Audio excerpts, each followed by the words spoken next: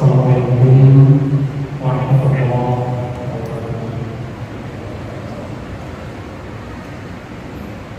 Bismillahirrahmanirrahim. Wassalatu wassalamu ala sayyidina wa maulana Muhammadin rasulillah wa ala alihi wa sahbihi wa mawalah. Puji syukur kita Allah Subhanahu wa Ta'ala yang senantiasa mencurahkan rahmat dan rahmatnya kepada kita, yang pada malam yang berbahagia ini kita masih diberikan kesempatan, meskipun di tengah keadaan ini kita dapat melaksanakan ibadah salat, dan Allah juga menerima doa kita di dunia ini. Barangkali ada saudara-saudara kita yang dulu sama-sama kita berjamaah dari kisah pertama dan selanjutnya, tetapi kadang-kadang pada Ramadan ini kita tidak dapat bersama. Jadi kita sekali lagi bersyukur kepada Allah. Allah masih memudahkan kita dalam Ramadan ini. Rahmat dan sejahtera kepada baginda Muhammad sallallahu alaihi wasallam, keluarga dan sahabat Rasulullah, imam besar, pengurus masjid serta jemaah salat Aisyah dan tarawih yang dirahmati Allah Subhanahu wa Ta'ala.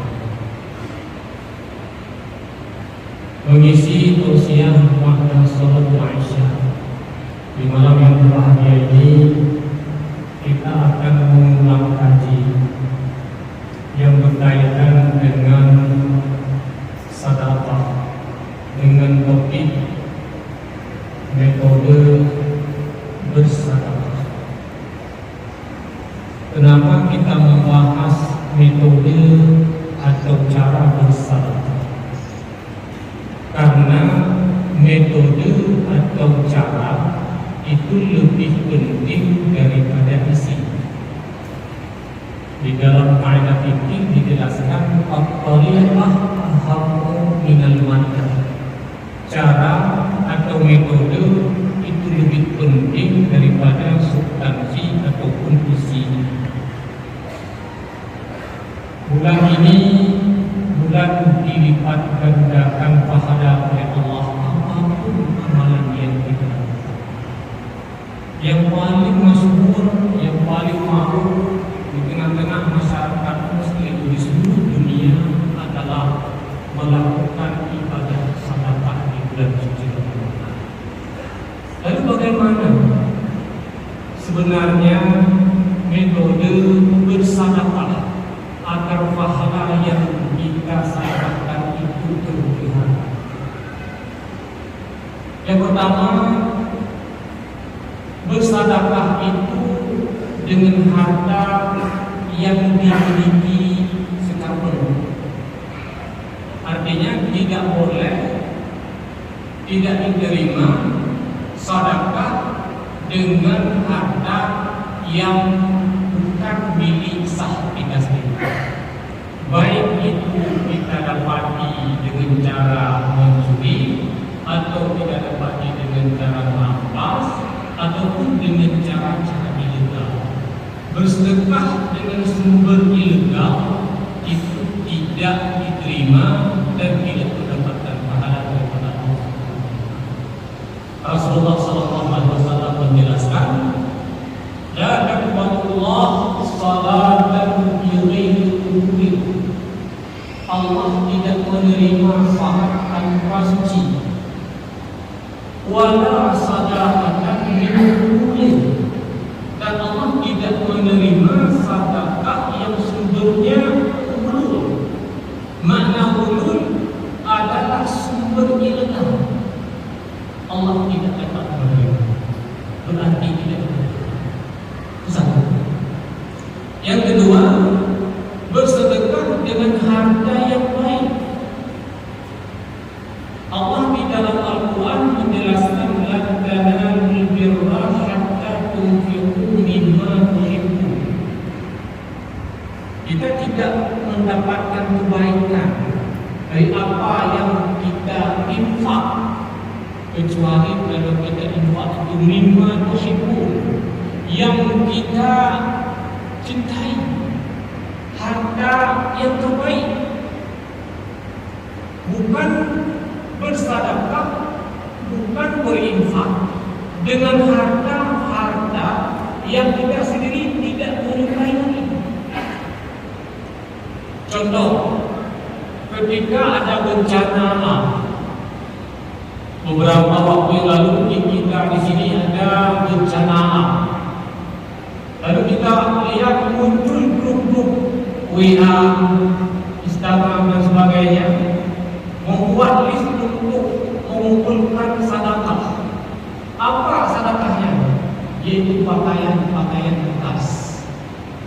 Lalu kemudian kita pertanyakan, apakah pakaian bekas itu adalah termasuk mimma tuhibbun, harta yang paling kita sukai, yang paling kita cintai? Tentu tidak. Dan kenyataannya, kalau pakaian-pakaian bekas yang kita infak, yang kita sedekahkan kepada orang, kita dapat melihat berapa banyak tumpukan pakaian bekas yang orang tidak menerimanya. Kemudian termasuk mimma tuhibbun adalah sedekah-sedekah dengan cara yang benar.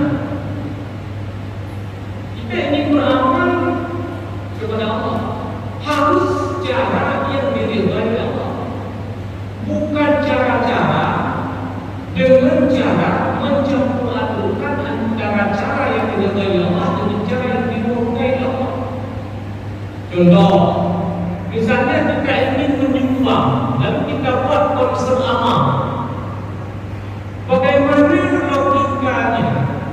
Amal satu kata yang nilainya positif, diridhai Allah.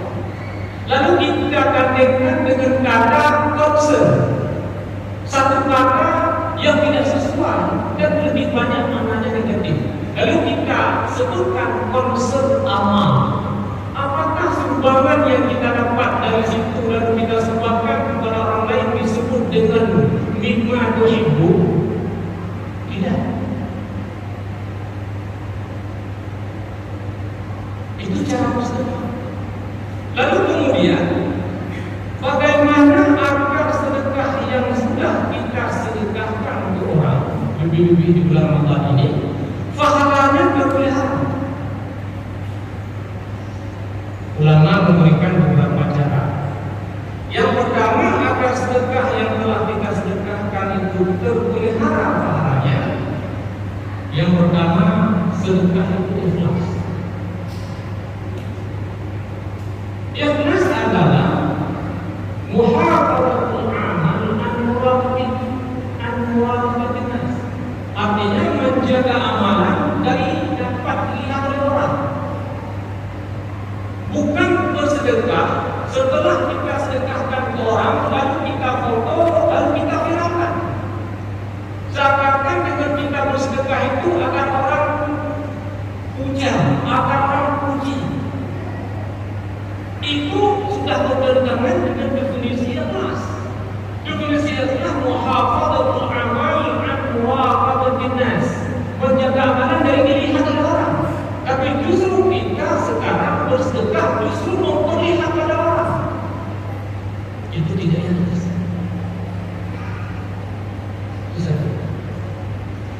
Yang kedua, agar pahala sedekah itu terpelihara adalah ikhfa'u al-amal, menyembunyikan amalan. Bagaimana makna menyembunyikan amalan? Sama seperti yang pertama tadi, kita tidak menunjukkan ke orang, kita tidak menampakkan ke orang ketika kita beramal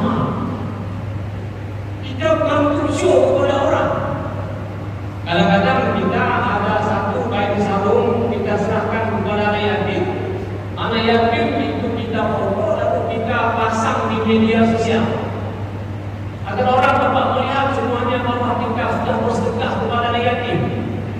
Seakan-akan anak yatim itu barang dagang. Ikhfa'ul amal, menyembunyikan amal. Dalam hadis Rasulullah SAW mengatakan, Inna Allah Azza wa Jalla yuhibbul 'abda at-taqi an-naqi al-khafi. Allah sangat menyukai, Allah sangat mencintai hambanya yang bertakwa, yang bersih, yang menyembunyikan amalannya.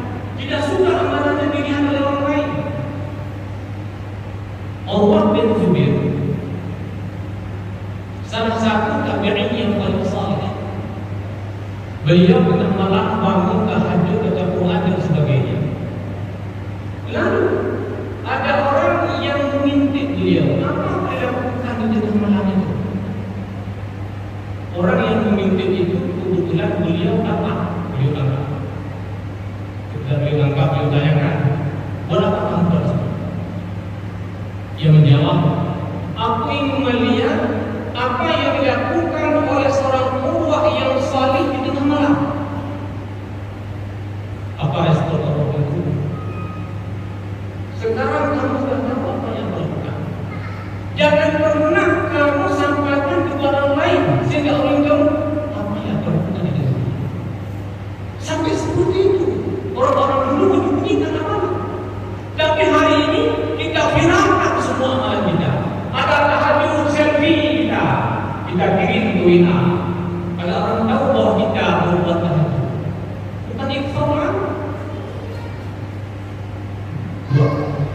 Yang ketiga, agar pahala sedekah itu terpelihara adalah himayah al-fuqara wal muhtajin. Ketika kita bersedekah, ketika berinfak pada orang fuqara, fakir dan orang-orang yang membutuhkan, harus melindungi orang miskin. Jangan sampai dengan disebabkan kita sedekah kepada fakir, fakir tersebut justru mendatangkan orang. Yang kedua. Kemudian yang keempat, ada ibqa'i asal faqr. Artinya, jangan sampai dengan sedekah kita itu menyisakan kefakiran pada orang yang kita sedekahkan. Banyak sekarang orang yang minta sedekah misalnya, kita bantu, kita kasih sedekahnya, tapi jangan sampai dengan sedekah kita itu menyisakan kefakiran pada orang yang kita bantu. Tadi dengan biarkan orang itu terus seperti itu. Kalau Allah yang tetap mengatakan apa? Wa idza a'taitum fa'tu. Kalau Anda ingin memberi, berilah sampai orang itu kaya. Tapi jika di sini di kota mana aja, 5 menit kita duduk di warung kopi, bukan 5 orang yang datang meminta sedekah, lebih daripada 5 orang, 5 menit. Begitu juga di SPBU, begitu juga di lampu merah. Kita harus bersedekah memang, tetapi cara bersedekah jangan sampai membuat orang yang kita sedekahkan lebih nyaman dengan profesi sedekah, mau minta sedekah. Islam tidak menginginkan umatnya seperti itu. Jadi jangan-jangan kita ini dengan begitu banyak orang yang datang, mungkin ada koordinatornya. Jadi kita harus bersedekah, lalu melepaskan status kefakiran orang itu, kita ubah menjadi orang yang tidak lagi disebut sebagai fakir, yang tidak lagi disebut sebagai peminta. Ini salah.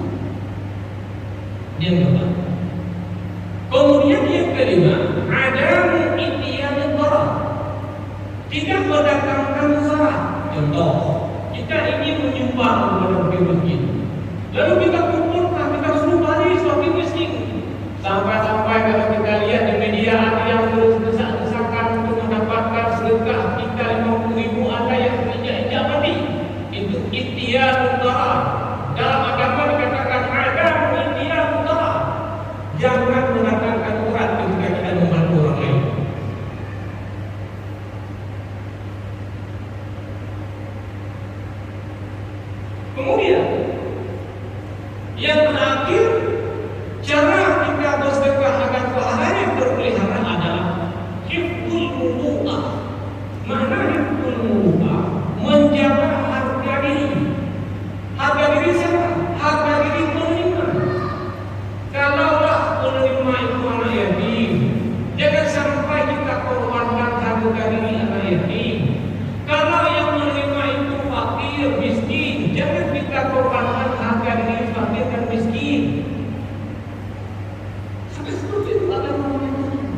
Jadi anak yatim ini di bulan Ramadan tidak perlu dijadikan persis seperti barang dagangan, tetapi harus kita menjaga harga diri mereka. Menjaga harga diri dalam Islam itu wajib. Imam Asy-Syafi'i mengatakan, "Law 'alimtu anna syarbal ma'il barid nafasa min mu'ati masyarakat." Andai kata aku tahu minum air dingin itu mengurangi harga diriku, aku tidak akan minum air dingin. Sampai seperti itu Imam Syafi'i menjaga harga diri. Maka ketika kita beramal bersedekah di bulan suci Ramadan ini, jangan sampai memotori kesucian bulan Ramadan, yaitu dengan kita tidak menjaga harga diri para penerima.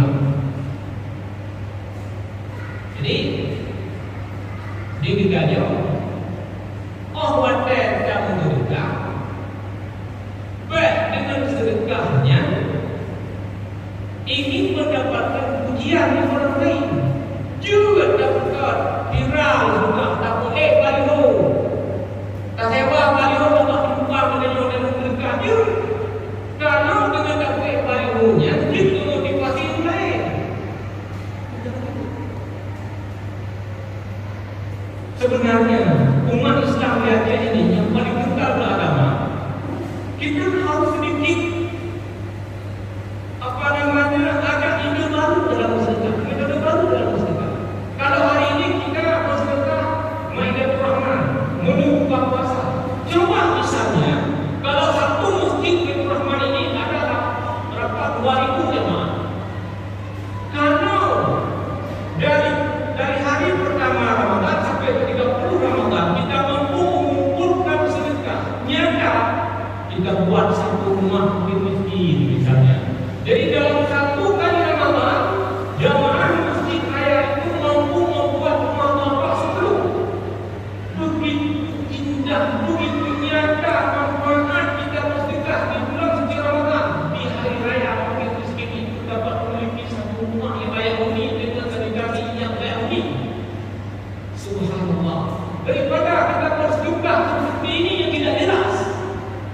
Ada yang mengkoordinir sedekah kita untuk kita patungan, lalu kita bangun rumah untuk miskin. Subhanallah. Kalau misalnya kita sempat hidup 5 kali Ramadan lagi, kalau di Mekah pada Aceh 1 kali Ramadan tempat kita bangun 5 rumah yang tidak layak huni.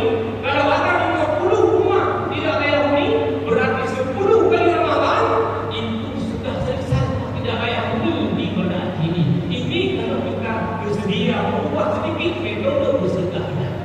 Kembali kepada yang disampaikan oleh Allah berkata, wa idza ma'aitum fa'amru, apabila Anda berilah sampai orang itu kaya.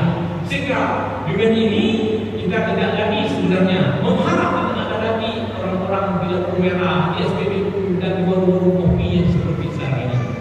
Semoga bermanfaat. Demikian.